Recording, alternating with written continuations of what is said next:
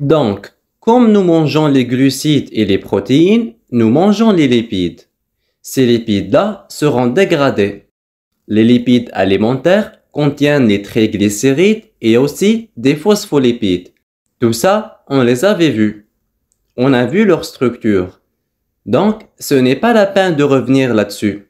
L'essentiel, que ce soit les triglycérides ou que ce soit les phospholipides, ils vont tous subir l'action des enzymes qui vont dégrader les acides gras, libérer les acides gras et le glycérol dans le cas des triglycérides. C'est les lipases en général. Et pour les phospholipides, c'est les phospholipases qui vont dégrader et libérer les deux acides gras. Donc, l'essentiel, que ce soit TG ou phospholipides, ces enzymes-là, elles ont pour rôle de libérer, de dégrader complètement ces TG ou ces phospholipides. Ils vont nous libérer des acides gras. Ils vont nous libérer du glycérol. Ils vont nous libérer de l'alcool, que ce soit choline ou éthanolamine, etc. Et ils vont nous libérer de l'acide phosphorique. Donc voilà les principaux constituants des lipides. Nous, on s'intéresse d'abord aux acides gras. Donc là, je suis en train de faire la dégradation, c'est-à-dire dégradation pour libérer de l'énergie. C'est comme la glycolyse des glucides et la transamination pour les protéines. Donc, l'essentiel, je vais libérer des acides gras. Alors, ces acides gras, si on a pris trop de lipides, trop de gras, l'excès de gras sera stocké sous forme de TG dans les tissus adipeux. Donc, stockage. Même ces acides gras seront utilisés pour produire de l'énergie via le cycle de Krebs et la chaîne respiratoire par leur principale voie qui est la bêta-oxydation. La bêta-oxydation, c'est la voie de dégradation des acides gras pour produire de l'énergie. Alors attention, les TG, les triglycérides peuvent être d'origine alimentaire ou aussi stockés dans nos propres tissus adipeux. On n'a pas que des lipides alimentaires. Nous aussi, on fabrique des lipides. C'est comme pour le glycogène. Les TG sont une source d'énergie qui peut être stockée. Maintenant, si l'organisme n'a pas besoin d'énergie, j'en ai encore des acides gras libres qui seront stockés au niveau des tissus adipeux sous forme de triglycérides. Voilà ce qu'on va voir aujourd'hui. On va voir comment ces acides gras sont-ils dégradés par la bêta-oxydation pour fournir de l'énergie par le cycle de Krebs et la chaîne respiratoire. Alors, les acides gras libérés seront dégradés par leur voie principale qui est la bêta-oxydation. Cette dégradation se déroule dans la matrice mitochondriale pour que ça soit proche du cycle de Krebs et la chaîne respiratoire.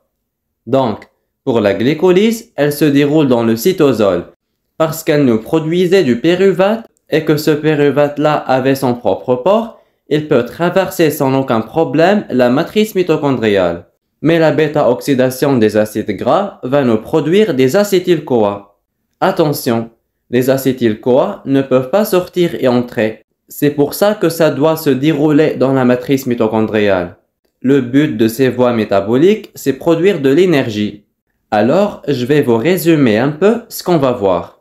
Alors, on connaît tous que les acides gras sont des chaînes carbonées commençant par COOH et se terminant par CH3. On va dégrader cette chaîne carbonée en enlevant à chaque tour 2 carbones de monacide gras selon 4 réactions qui vont se répéter. Ces 4 réactions constituent un tour. Donc, dans chaque tour, on va enlever 2 carbones de monacide gras. Il va sortir sous forme d'acétyl-CoA jusqu'à ce qu'on ait dégradé totalement notre acide gras. Donc, la finalité de la bêta-oxydation des acides gras, c'est des acétyl-CoA. La finalité de la glycolyse, c'est du pyruvate. La finalité de la transamination des acides aminés, c'est des squelettes carbonés. J'ai dit dans un tour, il va y avoir 4 réactions qui vont se répéter n fois selon les tours. D'accord? Donc, on passe au point suivant. Je viens de dire que la bêta-oxydation se déroulait au niveau de la matrice mitochondriale pour que ça soit proche du cycle de Krebs, parce qu'elle produit des acétyl-CoA. Le problème que les acides gras se trouvent au niveau du cytosol. Par conséquent, pour qu'il soit dégradé, il faut qu'il entre dans la matrice mitochondriale. Alors, seuls les acides gras dont la chaîne est courte, inférieure à 8 ou 10 carbones, pénètrent facilement sans aucun problème. Souvenez-vous, quand on a fait la partie structurale, on avait dit que les acides gras dont le nombre de carbone est inférieur à 8 ou 10 étaient solubles et que la solubilité diminue au fur et à mesure que le nombre des carbones augmente. C'est la raison pour laquelle les acides gras à courte chaîne passent sans aucun problème à travers la membrane mitochondriale et passent au niveau de la matrice mitochondriale. Contrairement aux acides gras dont le nombre de carbone est élevé, ceux-là ne peuvent entrer directement dans la matrice mitochondriale. Donc, ils ont besoin de transporteurs.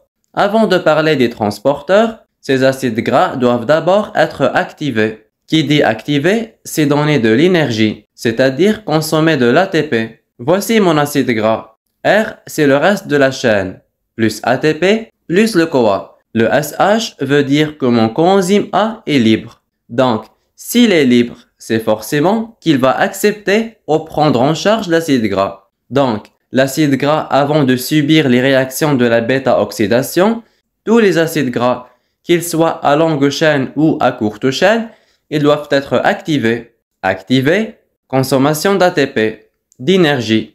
Donc, acide gras plus ATP plus CoA-SH, l'enzyme, qu'est-ce qui va se passer? Cet acide gras va se fixer sur le CoA et il va y avoir consommation d'énergie. Regardez, il y a consommation d'AMP plus PPI, c'est-à-dire j'ai consommé 2 phosphates riches en énergie et j'obtiens l'acide CoA. Je n'ai plus le droit de l'appeler acide gras parce qu'il a perdu une partie de sa fonction carboxylique, n'est-ce pas? Donc, il est collé sur le coenzyme A. Donc, c'est un acide CoA.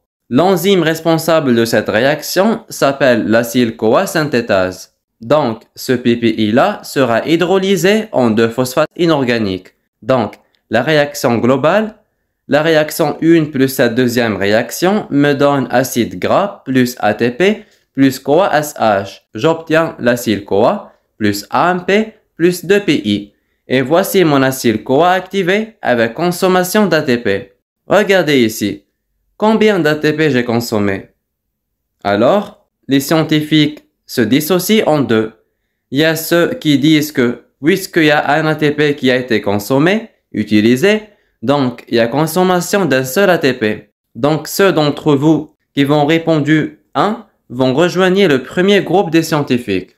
Le deuxième groupe des scientifiques dit, puisqu'il y a eu 2 PPI, vous avez le PPI là, a été hydrolysé en 2 phosphates, et un phosphate libère moins 7,3 kcal. Sous-entend qu'il y a eu 2 liaisons riches en énergie qui ont été consommées, et non pas une. Donc, le deuxième groupe de scientifiques dit qu'il y a 2 liaisons riches en énergie qui ont été consommées, et non pas une. Pour moi, je trouve que l'hypothèse de 2 liaisons riches en énergie est beaucoup plus convaincante, parce que effectivement là, j'ai consommé 2 PPI. On a l'habitude de voir un composé plus ATP donne ADP plus PI. D'accord? Mais là, on voit qu'il y a consommation de 2 PI. Donc, selon vos professeurs, il y a ceux qui travaillent avec 1 et il y a ceux qui travaillent avec 2. Mais tant que vous travaillez avec moi, je suis avec 2 ATP. C'est juste pour rendre les réponses unitaires dans les prochaines applications que j'ai préparées pour vous.